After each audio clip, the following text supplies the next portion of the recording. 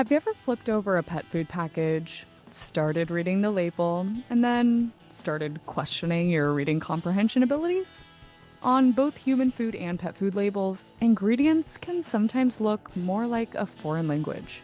From cellulose to salt to artificial flavors, our grocery carts and kibble bags are full of ingredients that may look or sound like they don't belong, but actually serve very real functional purposes. Today, we're here to debunk some of the most misunderstood ingredients we find in our food by explaining their roles in nutrition, processing, and preservation.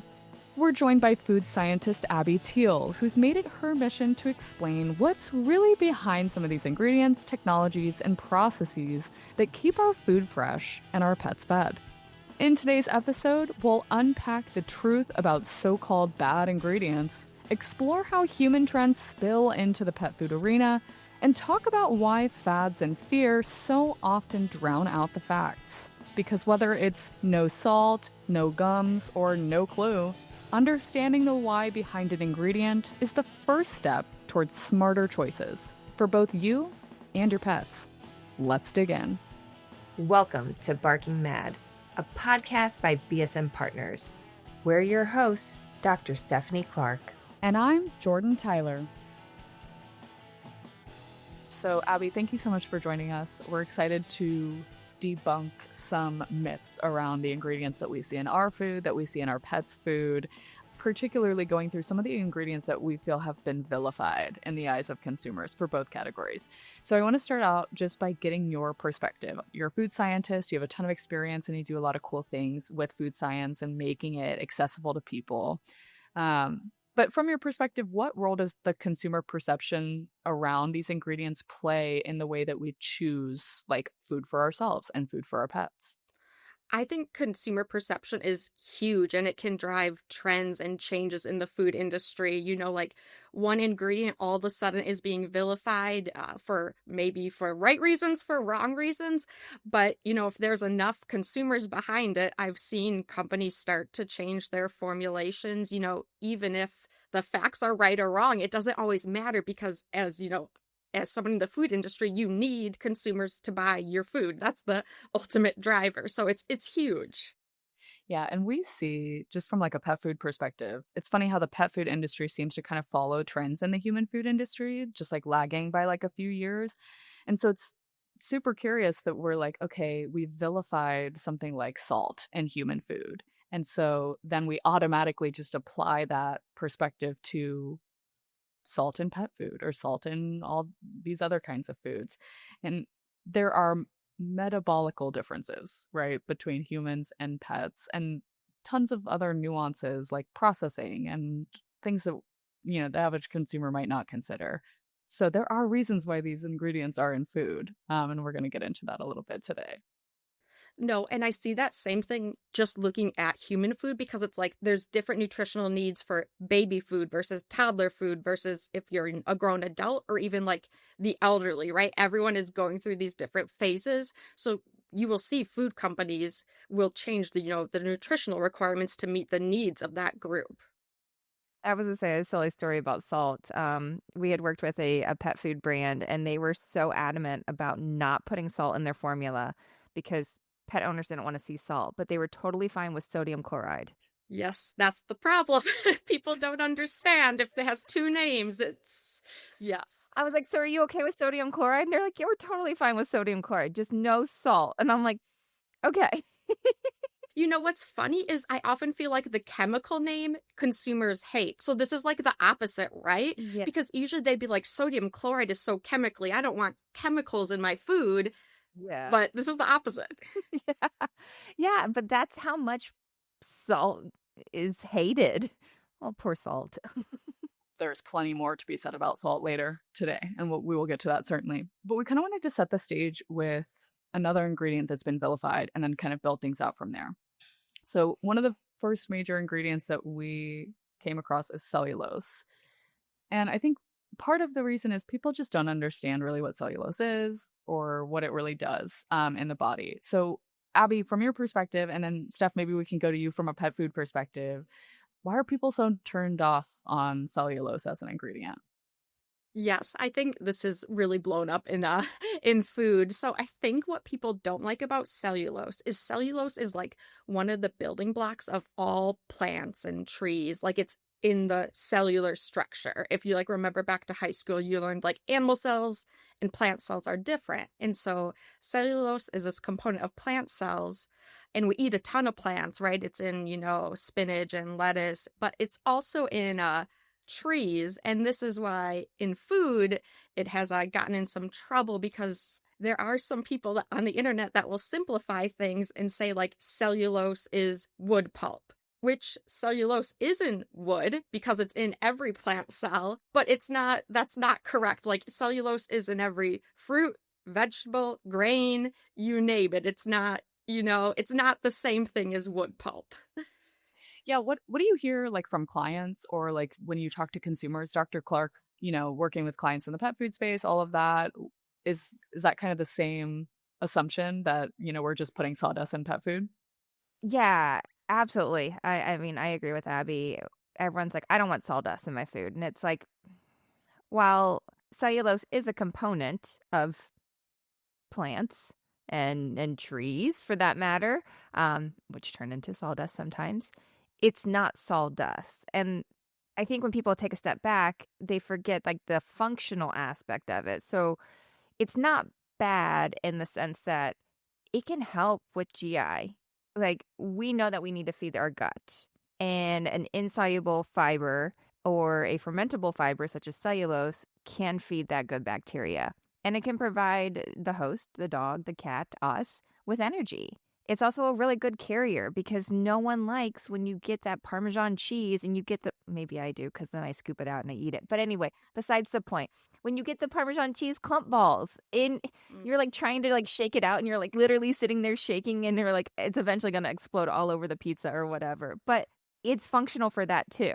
Yeah, sure. A little fiber, with your pizza and your cheese, but it also serves a purpose not to have that cheese clump.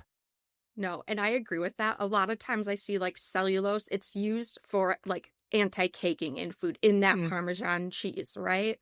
But it's kind of funny because from one aspect, if you say cellulose, maybe people are like, well, I don't want sawdust in my food. But if you call it a fiber, they're like, well, I do want fiber in my food. But cellulose is, it's you can call it by different names, but it doesn't really change what the molecule is. And just because it's abundant in everything, really, like doesn't mean it's bad. Water's also in trees, but it doesn't mean that when we're putting water into food or drinking water that we're essentially, tree juice. I don't know. Yeah. Tree milk. There we go. A new plant-based milk. So I think people forget like these things can be edible and are edible, and they can be in different things that are and aren't edible. Mm-hmm. Yeah, and I think that comes back to your earlier point, Abby, where people see the scientific name of something and they just can't connect it back to the tangible thing that they know. Mm-hmm. And so it is just kind of educating people around, well, actually, sodium chloride is salt. So Mm-hmm. No, I agree. And I think what just people don't understand about food, like even when I introduce myself, like I'm a food scientist, they don't like to often think of like science behind their food because that makes it seem like fake or artificial, I guess. But like as a food scientist, it's like that's why at our grocery store, like all the food is ripe when you buy it. Like there's a food scientist behind that. That's why you can buy bread and it doesn't, immediately mold when you bring it home. Like there's all these aspects we take for granted. And we are very lucky, at least, in America, that, we have so many food scientists working behind the scenes. that's a fabulous point. I'm so glad that you brought that up because it's like without our working knowledge of food science and without people behind the scenes being able to pull these levers and understand how everything like fits into this puzzle of nutrition, then yeah, we wouldn't have beautiful produce at the grocery store. We wouldn't have shredded cheese. We just wouldn't. We would have to shred it all ourselves. And you know what kind of the ironic thing is many times people in the kitchen do something like sort of food sciencey without realizing it. So one of the first YouTube videos I made was like why milk is pasteurized. And my grandma watched it. My family is like very Wisconsin dairy farmers. And my grandma watched it and called me. And she's like, Abby, even my mother, she pasteurized the milk, but she just heated it on the stove, which they didn't call pasteurization, right? But she was heating it to kill the like harmful microorganisms. So it's like, it's not always thought of as science, say. Yeah, that is true. Let's move now into another heavily vilified ingredient. Everybody hates this guy. Let's get salty. Put some salt in this wound. Right. I mean, we have this huge misunderstanding that salt is terrible for our health, but really it's actually a super essential nutrient. We all need it. We need it. Our pets need it. Obviously, we don't need too much, but I feel like the caution against salt has totally been blown out of proportion. So, Abby, from your perspective, why do you think that is? Yeah, it's really interesting because I think there's a lot of like public health campaigns about salt, which is valid. Like the dose tends to make the poison. Having so much salt in your diet, if you eat a lot of like processed food, is obviously not a great diet. But then I think we forget that salt, you absolutely need salt to live. So like sodium, for example, is important for nerve signaling, for muscle contraction, for like fluid balance in your body. Like it is absolutely essential that your body has salt to function. And like just as like a fun fact, salt is so important to humans that a lot of the first civilizations started where there were salt deposits or salt mines, because salt, it was just so important to live. And salt actually comes from the word salary, since like Roman soldiers were paid in salt rations, which I think is interesting. And now it's a peasant diet. Yes. Mm-hmm. Mm-hmm. I didn't know that. Yeah, so the word sal, like S-A-L, in Latin means salt. So salarium was like their salt salary. But I mean, as a food scientist, like one of the first things you learn is how important salt is when like formulating food, which is really hard because this is one of these like, maybe this is like the top vilified ingredient right now, I would say. But salt, as you know, in food has a really specific function, and it's to keep the food safe because it stops some of these bad microorganisms from growing.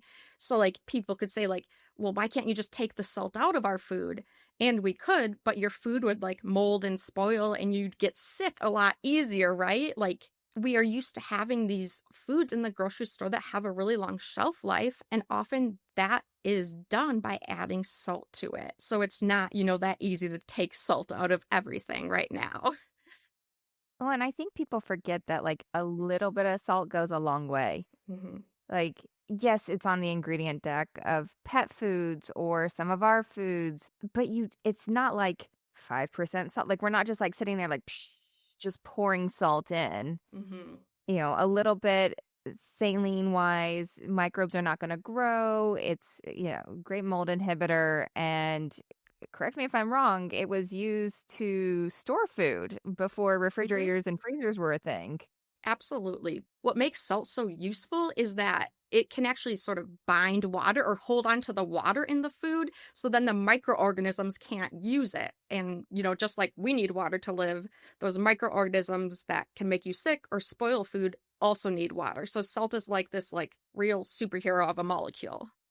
I also have an even nerdier fact about salt. And I did research to learn this, but so if you're like someone who has to watch how much salt, or you're trying to like lower your salt intake or whatever, you should actually use salt granules that are really, really small, because only part of them your saliva dissolves and they interact with your taste buds. If you use big granules, you actually don't even taste all that salt before you swallow, because you only taste what's able to dissolve in your saliva and then interact with your salty taste buds.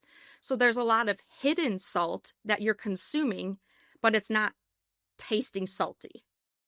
So what about this like rock salt and sea salt? Like, So sea salt to me is just less pure sodium chloride. Like sea salt just has impurities and it's like one of them is pink, so now it looks pink. Like it's just, a bunch of other minerals with the sodium chloride. I love it. Which I'm sure is not how a normal person thinks about like pink Himalayan sea salt. No, because it sounds fancy. It sounds exotic. It's all about title. But like, if you physically are not getting enough of that salty taste and the rest of it's just going in, who's it for? Yes. And I mean, I like the look of it. It does look cool pink, but like, beyond that, I don't see a difference. There is a debate inside BSM whether people are exposed to too much salt or not enough salt. What is your take on that? Unless there's a right or wrong response. I mean, everyone's just throwing in their opinions. Yes, yes. So I don't know if there's a right or wrong response, but recently I was asked to develop like a high salt beverage powder. I forget there's a brand out there, and it's like 10 times the amount of salt doctors are currently saying you should consume. I don't consume this product, but apparently there's some research out there that says maybe we need more salt, like not just sodium chloride, but also potassium chloride and magnesium. So I think this might be one of the cases. It kind of depends on the person and your genetics. And like, are you a person that works out a ton and you're like really need to like replenish the salts in the fluid? Or are you like pretty sedentary and like a normal amount of salt is going to be okay? That's super interesting. I feel like salt's in everything, but maybe it's just because it's talked about, but it's really, like, again, maybe it's just a small minor amount, like a little sprinkle just to do what it needs to do for water activity and preservatives. So thank you for that. Thank you for indulging us on our debate. I'm here for that. But it's good to know that, salt, she's not that bad. We need her for a lot of things. So do our pets. And I think another interesting part of this conversation is it's not only for bodily functions, it also helps to preserve the product. So there's multiple reasons these ingredients are in foods, in human foods and in pet foods. It's to support our health and wellness at a biological level, but it's also to ensure that the food that we're buying is fresh and it's not spoiled and it's not going to make us sick. So I think that's an important thing to just kind of blanket over all these ingredients that we're going to talk about today. They do have a purpose. Multiple purposes. Yeah. I wanted to throw in this question just because I'm curious and I have absolutely no idea. So let me know if it's a moot question. But is there something else that we've been using? I know when everybody decided that sugar was terrible, which I mean, not the best. But when everybody decided we needed to stop eating so much sugar, stevia came out. And we had all these different sugar replacements that we could use instead of sugar. Is there anything like that with salt, given just our reluctance to eat salt? Yeah, so the problem I run into is when you want to reduce salt in a formulation is you can add other things salt is usually, when we say salt, we mean sodium chloride, but there's other salts like potassium chloride or magnesium chloride. The issue is that those other ones don't taste clean, or it's they don't have as good of a taste. There's off flavors to them. And this is why we always go back to sodium chloride, because everything else is just a bit inferior. So the one that we've demonized actually works the best for our purpose. Yes. Tastes the best. Yes. And tastes the best. Yeah, there you go. Okay, let's shift the conversation again to flavor. I don't know. I was going to say to something sexier, but I don't know. Are flavors less sexy than salt? I don't know how to rank these ingredients in terms of sexiness, but flavors are something that have come into the public eye recently, flavors and colors, because there are a ton of artificial and synthetic flavors and colors that we use in food that are starting to be banned by the FDA and by certain states as well. But when we talk about flavorings in pet food, that's not what they're called. They're actually called palatants. They used to not be called palatants, right? They used to be called digest because you take meat, protein, and you add enzymes and it pre-digests it, which makes it super tasty. the stinkier, the better. I mean, we've talked about how like litter box flavoring is going to be a thing and like yard chocolate is going to be the next Palatant later on in life. Like for whatever reason, dogs, they just love it.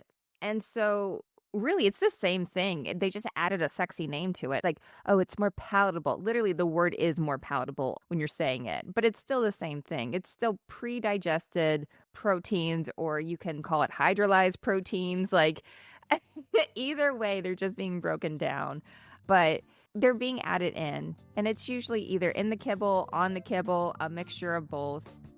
Yes, exactly. And without them, the food is not going to be nearly as tasty to your pet. Like, they might not even eat it. And if they don't eat it, they can't get any of the benefit. So humans are a little different because we can eat whatever we want, for better or worse. But for our pets who get, the same 2 or a few complete and balanced meals per day, it's critically important that they find the food delicious. Otherwise, you're going shopping for new food, and that's not fun. But Abby, I'm super curious from your perspective, why do you think flavorings get such a bad rap in general, not just in pet food? And what are some of the issues we as consumers see with things like artificial flavors? Are there any considerations for moving toward natural flavors? Just kind of give us the lay of the land here as you see it. Yes. So in foods, typically people say we have artificial and natural flavors. So natural flavors have to be extracted from like a plant, a flower, something like that. The problem is oftentimes with artificial flavors, which people are starting not to like, see it on the ingredients, they're like, why can't they use natural flavors? Well, there might actually be a couple reasons. One, sometimes the natural flavor, it actually takes like quite a lot of processing steps. Like think if you want like an apple flavor, how are you going to get that molecule? Like flavors are specific molecules in a whole apple. How do you just take that one flavor molecule out and like sort of concentrate it?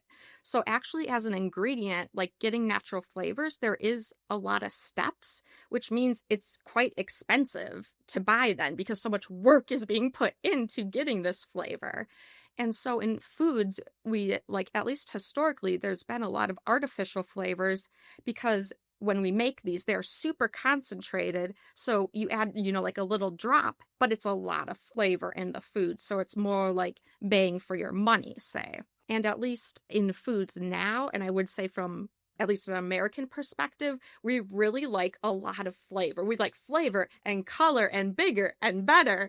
And so like in the US, like a strawberry yogurt is not just flavored with strawberries because an American couldn't even tell that was like a strawberry flavor. Like strawberries just aren't that strong themselves to provide the flavor.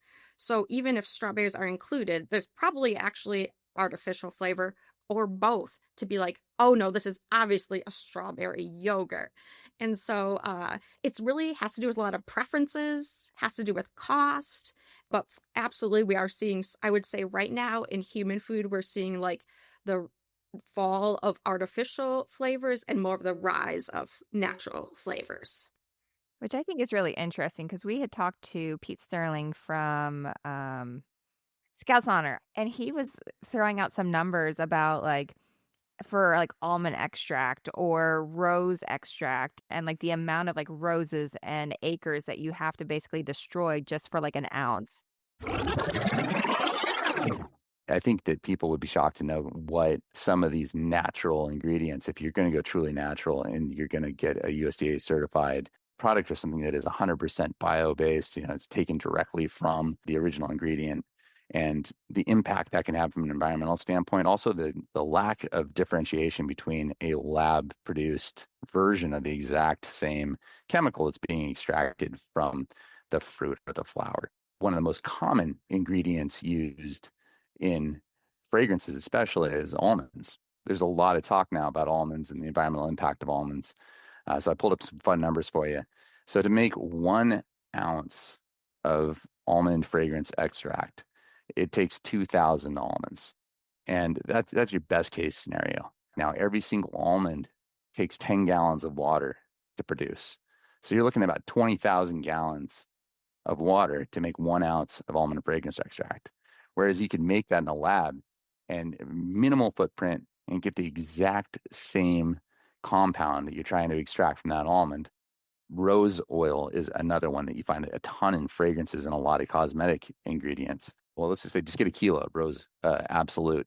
You're looking at between 3 to 5 tons of petals pulled from 1.7 million roses. So you're talking 5 acres need to be cleared, irrigated, and harvested. And that is, besides the environmental impact of just tilling that soil, working that land, you're also looking at the chemicals that are used in the cultivation. And any of these natural extracts, you're going to run into a lot of issues where you have potential irritants, allergens. The level of purity in that is very difficult to achieve. So there could be other things in there that you don't even know are there and that are very difficult to figure out what's there. Whereas when you're talking about something that's created in the lab, it's very specific, very pure, and you can use a whole lot less of it. Whereas you might need to use 5 to 15% of a rose oil extract in order to accomplish the fragrance profile you're looking for. You could use less than 1% of a synthetic because it's so pure and get the exact same fragrance levels. It'd probably be more stable and ultimately probably a little safer. And so I think it's really interesting that you had mentioned like artificial, like down with artificial, but like up with sustainability. So it's like, Yes. what are you trying to do? And like even more, I would say even more important right now in human food is natural versus artificial colors, I would say, because it's the same thing with natural colors. Is now that all the food industry is trying to go to natural colors, we don't even have like enough farmland to grow the crops that could produce enough of these natural colors, right? It's a whole process to get something like a natural color or flavor. It's no easy like one step thing. And that comes back to, I'm so glad you brought that up, Steph, because I was going to bring up that piece from our Scouts Honor conversation too. But it also reminds me going into colors as well. We've done an episode in the past on insect protein, and like people are so turned off by it. They don't want to feed it to their pets because that's not what we eat. We don't eat bugs. But we totally do eat bugs. And when we are like looking at artificial versus natural colors, like that red dye number 4 or 40, I can't remember. Is it 40? Yeah. One of the key replacements for that, natural replacements for that, is literally a ground up bug. And so it's like there's such a mismatched like understanding of what these ingredients actually are, where they come from, what their environmental impact is, and how some of these natural alternatives actually go against our ethos or our perceived ethos when it comes to what we eat and what we don't eat. No, I know the color you're talking about is like carmine or cochineal, it's called. It's red, a natural red. You know, it's an insect-made color, same as your protein, but people have this really weird reaction when I can tell you the food you eat does have bugs in it. There is a legal level of insects and insect parts that the FDA sets. You eat them every day without noticing it, so I hate to tell you that. You pay for them. You buy them. Yeah. Crazy. I was shocked to learn that. I mean, I guess I wasn't super shocked having been in the pet industry and having a little bit of insider knowledge that way. But I just thought it was so funny to hear people be like, no, I'm never eating a bug. And I'm like, actually, you probably had one with your coffee this morning. Yes. Yeah. And your peanut butter sandwich for lunch. Yes. And what's always interesting to me is because right now there's such like a push for like natural colors. And it's like, where do you think we can get them from? Like it's plants, animals, insects, like, I don't know, microorganisms. Like we have, if you want it to be natural, there's limited places for these to come from. So rounding out our vilified ingredients today are a particularly mysterious category: gums and thickeners. And I would imagine this gets more into the realm of like unfamiliar equals bad, which is not always true. So Abby, what are your 2 cents? What are some gums and thickening ingredients that we might see in our food and in our pets' food, and why do people hate seeing them on these labels? So I use like the terms gum and hydrocolloids and thickeners interchangeably, so just so you know. But these hydrocolloids, these ingredients are super common in foods because they're going to be in your salad dressings, your sauces, your plant-based milks. In ice cream, we use them to prevent like ice crystal growth. In protein shakes, like it prevents that separation of different ingredients.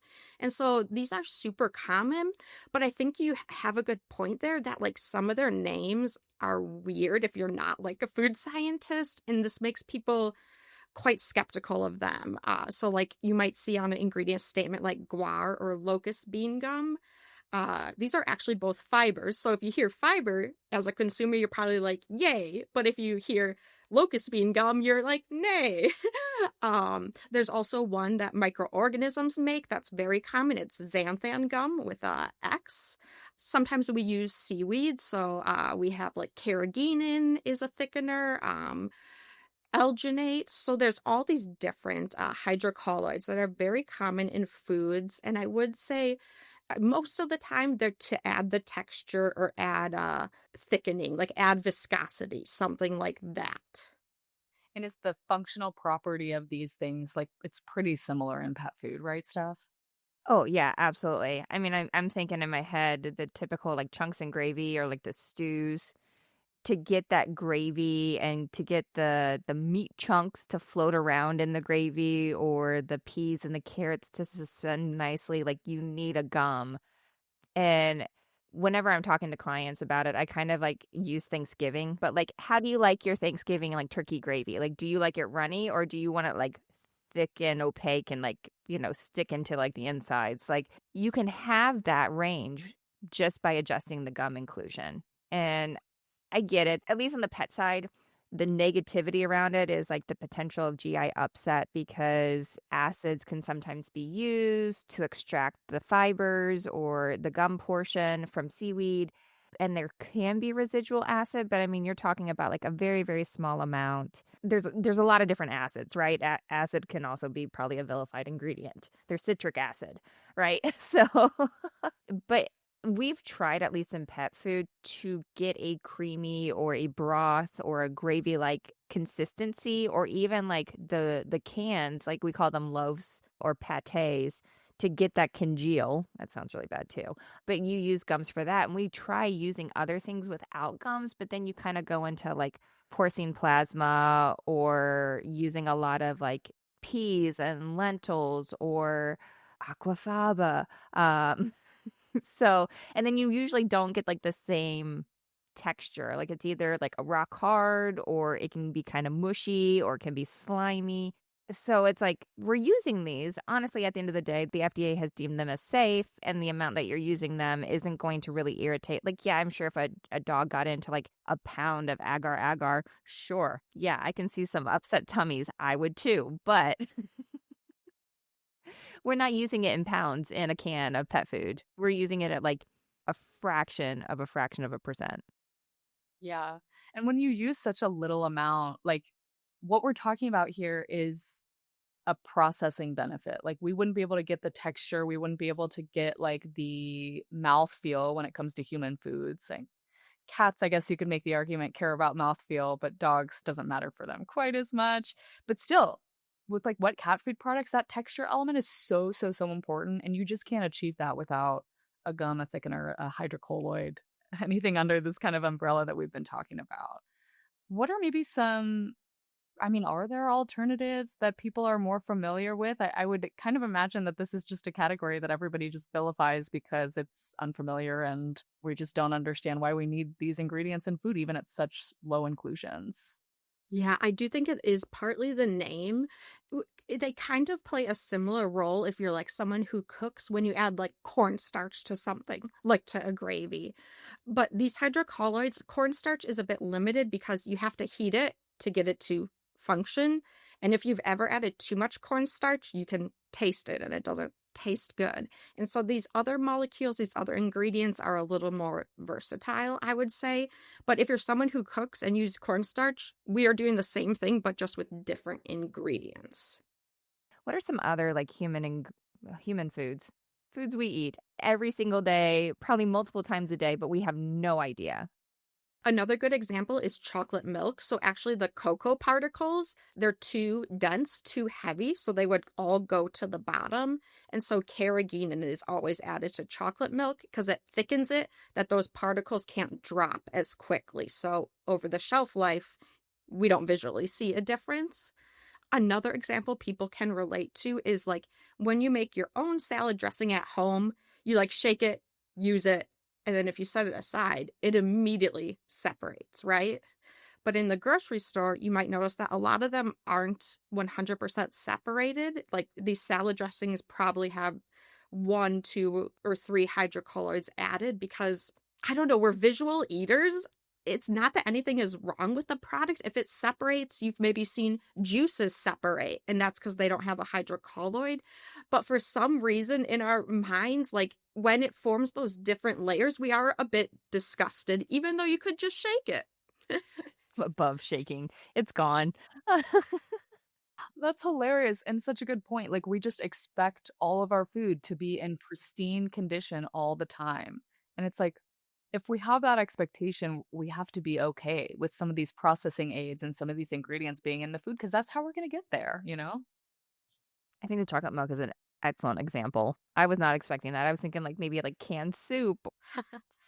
No, when I was teaching at university, so this was a lab I would teach every year, was a chocolate milk lab. So we would make our own, and some would not add a thickener, some would add too much, some would add too little, and then we would let them sit for a couple hours, and we would see good chocolate milk and really disgusting versions. That's crazy. Like chocolate cottage cheese, perhaps. Yes, and sometimes if you add too much, the thickener forms like its own layer as well. It's like a big plug. So like we would see all these variations. Yeah, we got to get off this because now I'm getting very detailed visions of cursed chocolate milk. But really a great example, and appreciate you sharing your perspective on all these vilified ingredients and why they're not so bad after all.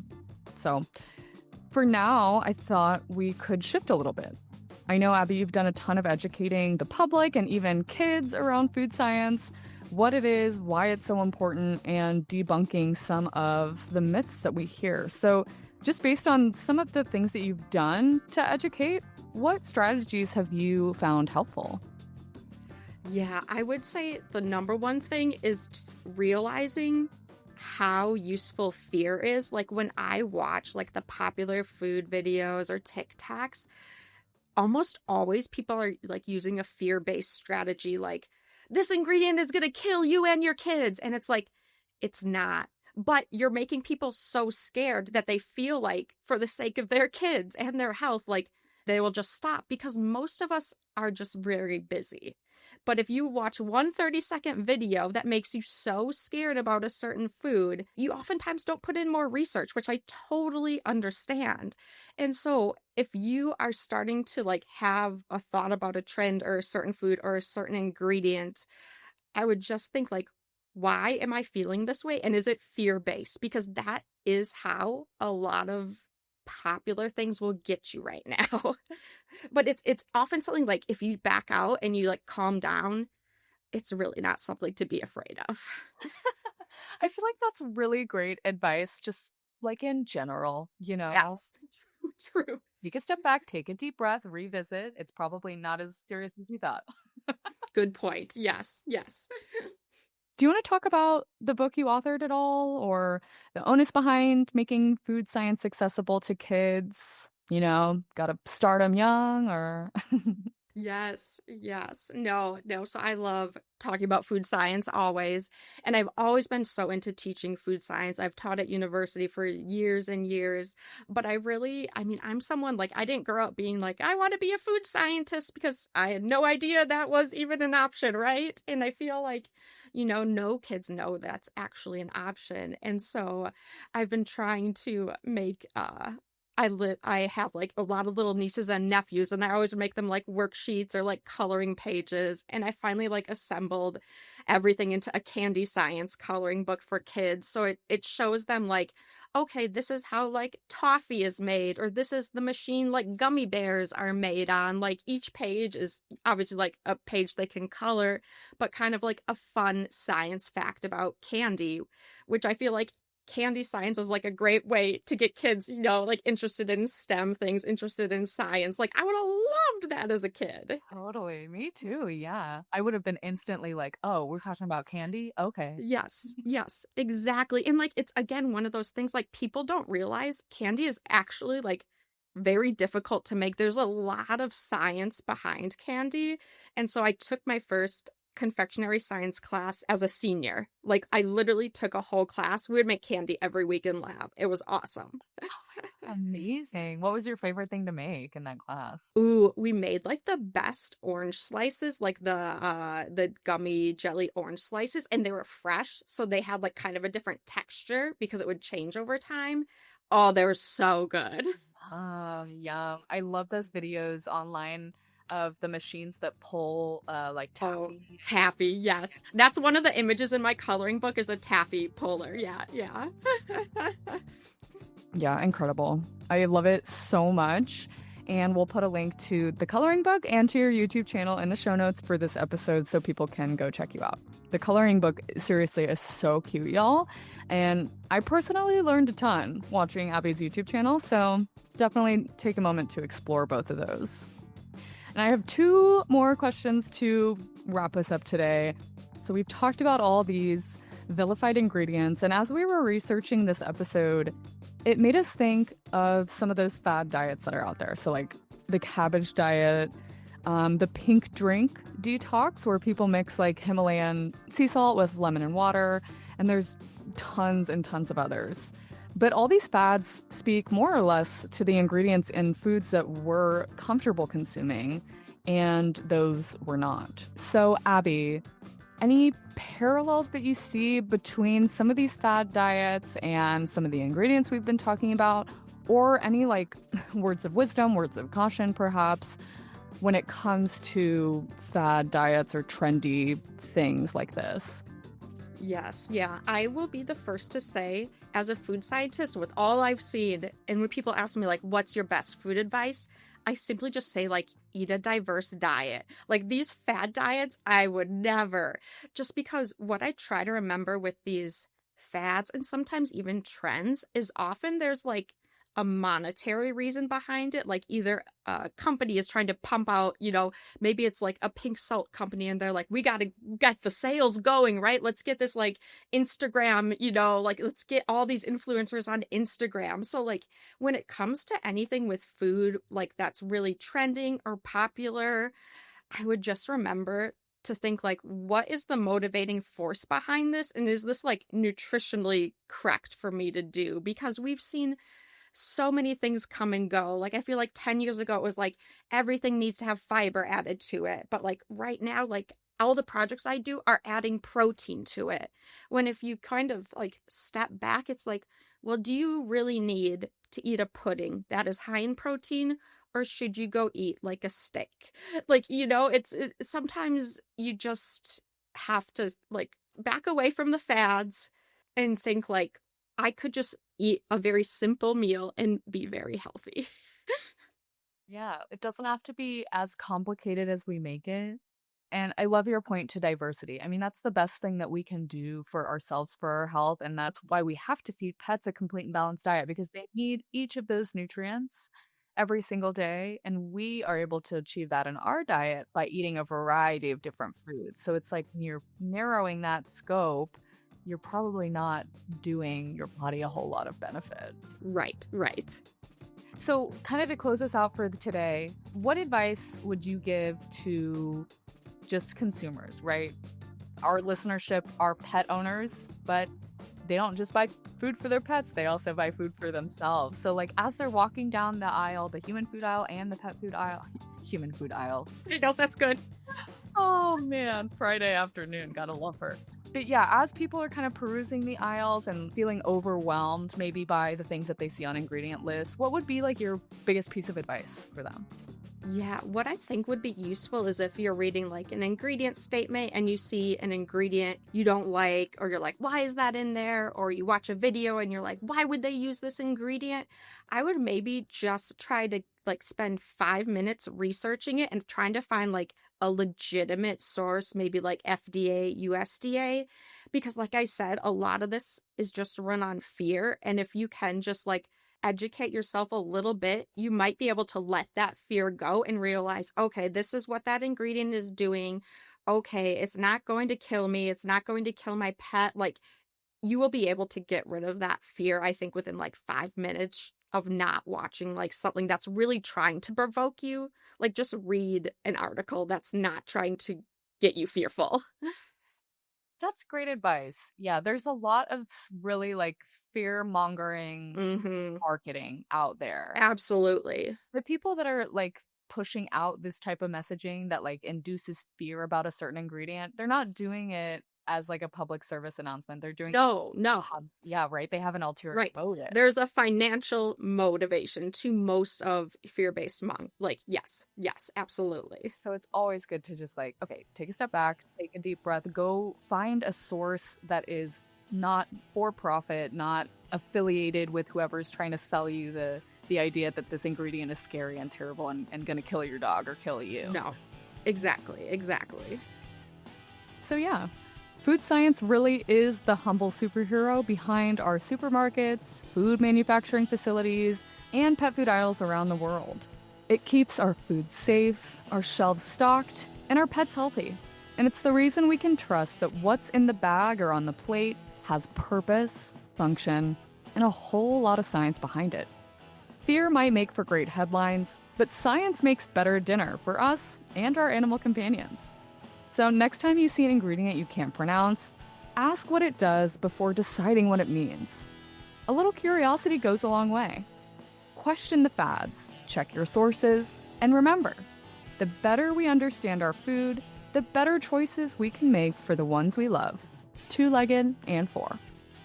A huge thanks to Abbey Thiel for sharing her time and insights with us today.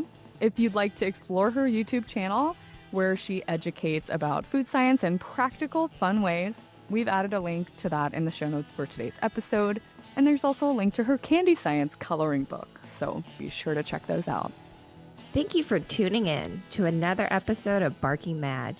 If you want to learn more about BSM Partners, please visit us at bsmpartners.net. Don't forget to subscribe on your favorite leading podcast platform or share it with a friend to stay current on the latest pet industry trends and conversations. We'd also like to thank our dedicated team, Adamiette Thomas, Neely Bowden, Kate Wright, Katie Wolf, and Dr. Katie Miller. A special shout out to Leanne Haggerty and Michael Johnson in support of this episode, and to David Perez for our original music in the intro and outro. See you next time.